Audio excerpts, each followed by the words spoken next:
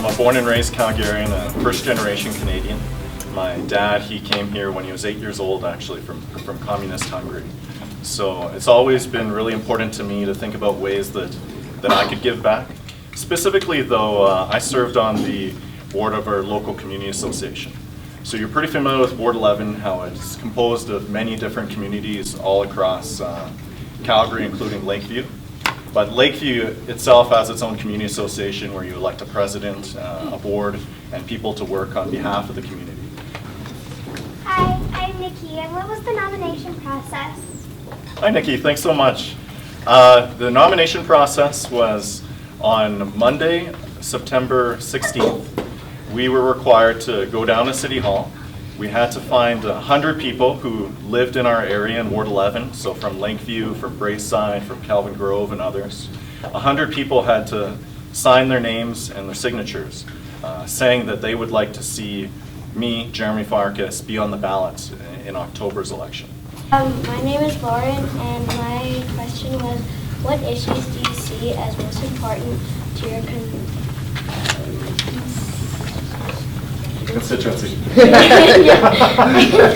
Ward 11 is just so big.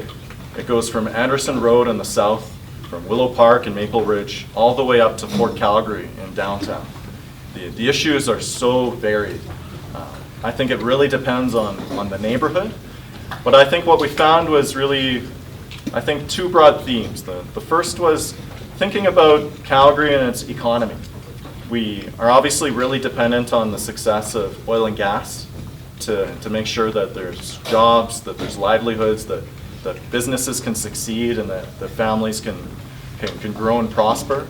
But there's a lot of anxiety about how does Calgary succeed when oil is down. The communities are in a time of transition. So as I knocked on doors through Lakeview, I met a lot of seniors who have been in their homes since it was first built.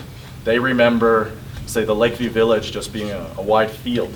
So I found that was so impressive. But the needs of our seniors are balanced also with a lot of the younger families who are moving into Lakeview. So it's that time of transition, both from the economy, from oil and gas, to something new and special, and also to make sure that the needs of our seniors, which are very different from, say, a young family, are met just as equally and just as fairly. Hi, my name is Eliana, and my question is, how do you reach voters during a campaign? When you knock on a person's door 2 years before an election, they sort of ask, why are you here? What are you, what are you doing?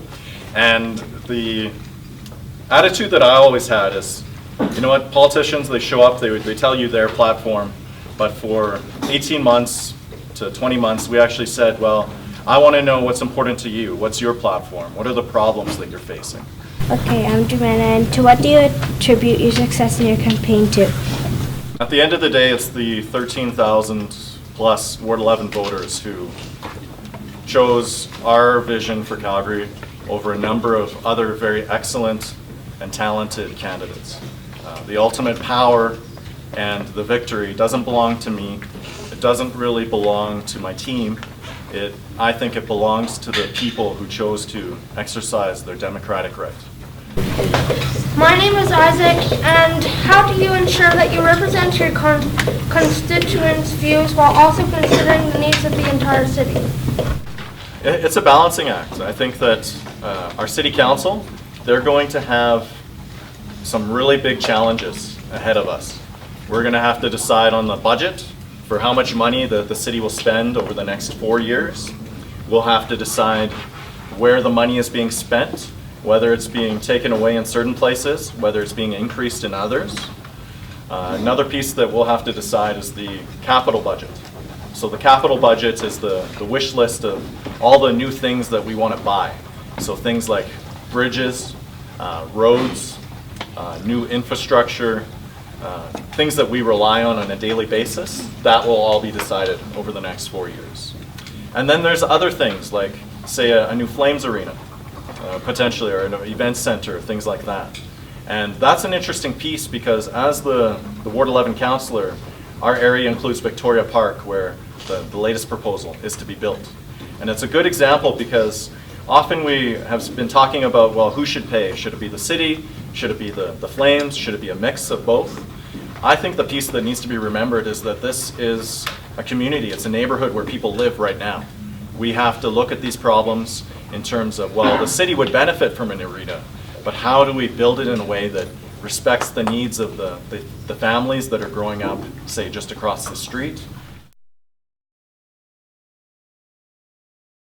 We invited Mr. Farkas to come in to our school, and he said, yeah, I'd love to come in right after the campaign. And the campaign, the election we know was Monday evening, right? When I came to school on Tuesday morning, there was an email from Mr. Farkas saying, hey, can I come in? Like this week?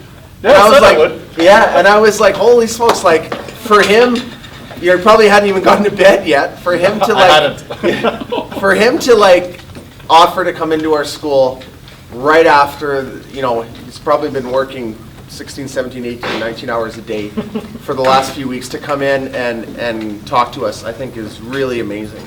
I think it's really just shows how our elected representatives, like they represent us, right? And they care about what we have to say, and they care about what's happening and what we care about. Hi. My brother's name's Matthew. He's been a big help with me on my campaign. He's the guy who drives around in the truck, he jumps out and he grabs the signs. It's nice to meet you. My name is Life, and I'd like to congratulate you. Thank you. I appreciate that. Given that I'm elected, I make decisions for